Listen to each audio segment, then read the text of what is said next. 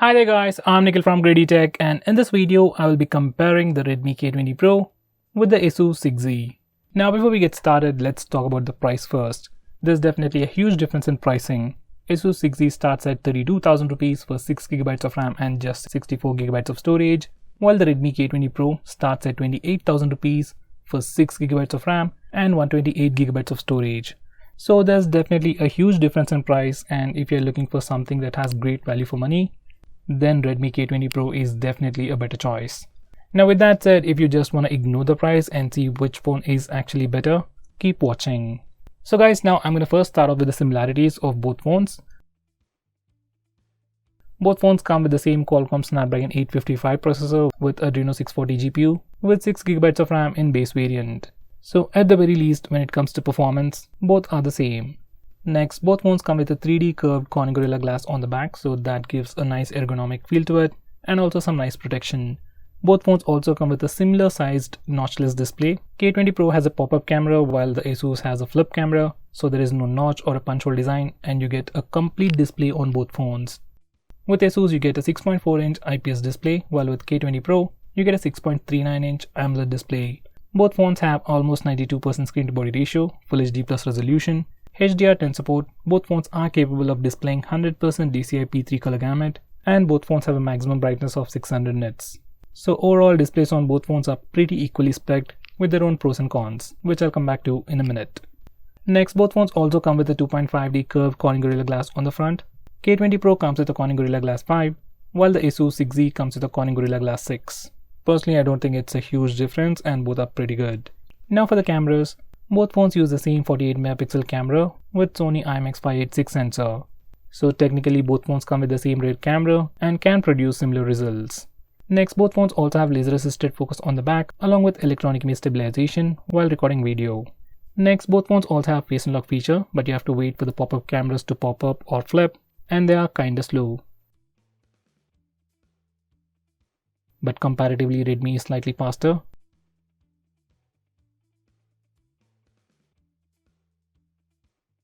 And works better even in low lighting conditions.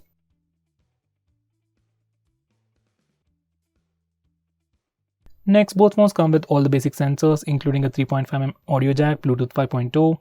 Both phones also have support for aptX and aptX HD codec. Both phones also have support for HD audio codec. Both phones also support Qualcomm Quick Charge 4.0, and both come with an 18W power adapter inside the box.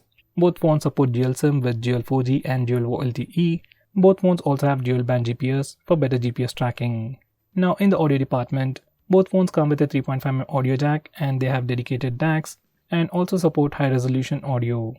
So guys, those were the similarities. Now let's look at the differences and where each phone excels. Let's start with Redmi K20 Pro. Redmi K20 Pro has an in-display fingerprint scanner, which is obviously missing on the Asus 6Z. It is fast and pretty much usable, but at the end of the day it's not as accurate or as fast as a regular fingerprint scanner. So personally I won't consider it as a major advantage over Asus 6Z, which has a traditional fingerprint scanner. Next, Redmi K20 Pro also comes with an AMOLED display, which is definitely better than the IPS display found on the Asus 6Z. Now don't get me wrong, Asus 6Z definitely has one of the best IPS panels out there, but still AMOLED displays definitely have some advantages, whether it's contrast ratio or deeper blacks. So the AMOLED display on the Redmi K20 Pro is definitely going to be a huge selling point for it. Next, Redmi K20 Pro also has better cameras. Now it has a triple camera setup on the rear, same 48MP camera that we can see on Asus 6Z, a telephoto lens which in my opinion is not that great. Next, it also has a wide angle camera just like the Asus 6Z. In daylight and well lit conditions, rear camera shots on both phones are pretty good. But when it comes to low light performance, Redmi K20 Pro performs slightly better than Asus 6Z. So that's another advantage for Redmi. Now in the software department, both phones come with a custom skin. With Asus you have something called MIUI, which kinda resembles stock Android, but it still isn't there. With Redmi K20 Pro we have MIUI, which is completely skinned from top to bottom, but it has a consistent UI and offers you a lot more features than Asus 6Z. So if you're someone who wants a very consistent UI and a lot of cool software features, Redmi K20 Pro has an advantage here. Now the final advantage with Redmi is quick charging. Even though both phones support Quick Charge 4.0, Redmi K20 Pro supports 27W quick charging. So if you can get this 27W quick charger, you can charge your K20 Pro much faster. Even Asus 6Z supports Qualcomm Quick Charge 4.0, but only up to 18 watts. Even if you use this 27 watt power adapter, it only charges at 18 watts. So if you want faster charging speeds, Redmi K20 Pro is the winner. So guys, now let's look at the highlights of Asus 6Z. Now the first thing would be stereo speakers. Yes, Asus 6Z comes with stereo speakers and they are super loud and they are definitely better than the Redmi K20 Pro. Here's a quick audio sample. You just walk right out the door. Don't wanna do this anymore. Now I'm lost without you. You drive me crazy out my mind. How'd you do this? Now that's not all. Asus 6Z also comes with DTS sound enhancement, so the audio experience on headset is definitely better than Redmi K20 Pro in most cases. Now when it comes to cameras, Redmi K20 Pro definitely has better rear cameras, at least in low lighting conditions. But when it comes to selfies or front camera video recording, Asus 6Z is way better as it uses the same 48 megapixel camera for taking selfies as well. These are some sample shots. So among these two phones, if selfies are a priority for you, Asus 6Z is definitely better and it's great for front camera video recording as well. Here's a quick sample footage. It offers electronic image stabilization while recording video using front camera, and you can also use that wide angle camera to take selfies and even to shoot videos, which once again looks pretty great.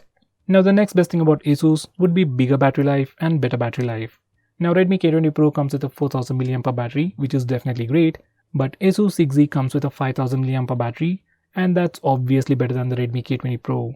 So once again, if you're someone who wants bigger battery and better battery life, Asus 6Z is the winner here. Now that's not all. With Asus 6Z, you also get a dedicated button which can be used to trigger Google Assistant anywhere, anytime, and that's also configurable. It also has a proper LED notification light just above the display, unlike the Redmi K20 Pro. Next, it also has NFC, FM radio, and most importantly, a dedicated SD card slot. By the way, haptic feedback on Asus 6Z is better than Redmi K20 Pro. On K20 Pro, haptic feedback is kinda bad, and I personally hate it. So guys, to conclude, if you consider the price, Redmi K20 Pro is definitely a better value for money. But if you ignore the price and spend a little more, with Asus 6Z, you get stereo speakers, DTS audio enhancement, better front-facing camera, bigger and better battery life, better haptic feedback, and smaller things like NFC, FM radio, LED notification light, and most importantly, a dedicated SD card slot. So guys, at a price tag of 33,000 rupees, if I have to consider phones like OnePlus 7, Asus 6Z and the Redmi K20 Pro, I'll probably go with Asus 6Z considering all the additional benefits this phone has to offer. So guys, out of these two phones, which one you prefer and why? Do let us know by commenting below this video, and if you're planning to buy any of these phones, use the link in the description, it always helps the channel. If you want us to make any specific video, tweet out to us with the hashtag AskGreedyTech on Twitter and we will try to make it as soon as possible. I'm Nikhil from GreedyTech signing off. Have a nice day.